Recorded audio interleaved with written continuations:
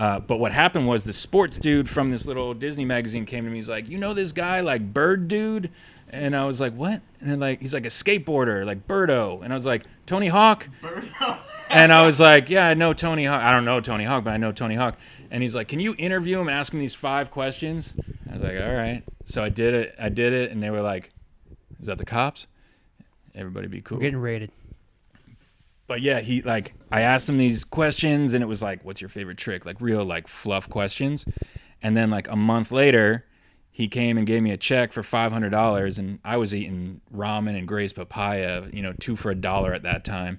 And $500. I was like, what is this for? He's like, you did the interview. And I was like, but that was easy. He's like, yeah, it's super easy. And I was like, and I'm looking at like these guys that were doing comics and getting half that for a lot more work. And I was just like, maybe I should do that. And I just started like trying to interview people. And then my homeboy from here in Jersey, we've got a Redman t-shirt coming out with him. He's like the illest OG hip hop photographer. I mean, he shot everything, but like Eric Monroe. Eric Monroe. Yeah. Shout out Eric. And that's my dude. He gave me my start, and I ran into him and I was like, hey, I did this Tony Hawk interview. He's like, dude, I shoot all these people all the time, but I don't have any words. So most people won't buy the photos. So if we teamed up, it was like a really bad version of like 48 Hours. And so we did like this buddy cop comedy, and like I would do the interviews and then he would shoot the photos. And then he called up Thrasher and he's like, hey, we've got a package. We could just send it to you, words and photos. And again, a Wu-Tang interview falls on your lap. They're like, yeah, hell yeah. And so that's kind of how it started. And then it like fucking snowballed all the way into like a big pun interview too, like a little bit later. Yeah, I think it was like shortly thereafter, to be honest. It was happening so quick, and the way New York always moves is just like super fast. But hip hop at that point, like, new people were breaking left and right. It was literally the best time, in my opinion, for hip hop, like the Renaissance era. Like Wu's first album dropped, Mobb Deep's first album dropped. Like Pun showed up on the Beat Nuts track. Then he's got his own album coming out, off the books. Yeah, good beat. Yeah, it's so good. I loved it too, just because like the whole like you started off just roasting them, which is like such an East Coast way of starting, like just shooting the shit right now. And I believe he started like how much you weighing nowadays. Dude, but the thing is like it was great though, like he just like went along with it, and it was like real organic, like almost like, because I feel like him, like stories about him or like already that I hear now, I know they were definitely floating around the street too. So he's probably like, this dude's got balls. Like, well, the way I would do it back then was like just to ease the situation. I would walk in a room and I'd have a case of beer, and I didn't smoke weed, but I'd bring a big bag of weed, and it would just be like a gift. I would just put it in front of whoever who I was interviewing, and they're like, "You got a gift too?" And they were like, "What's up with this?" And I was like, "Hey man, I just want you to relax and have a good time." And they're like, "Why is that?" And I was like, "Because this might be the worst interview you ever do."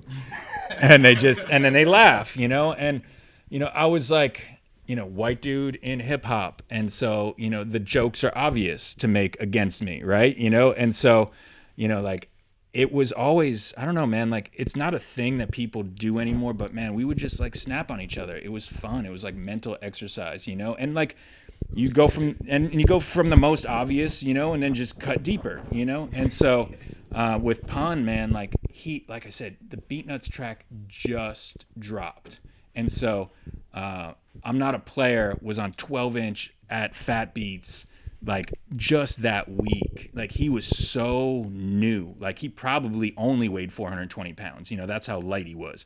And so he had like a 5X black t-shirt with like pizza dust and grease on it, and just like the thinnest link. He was just coming up.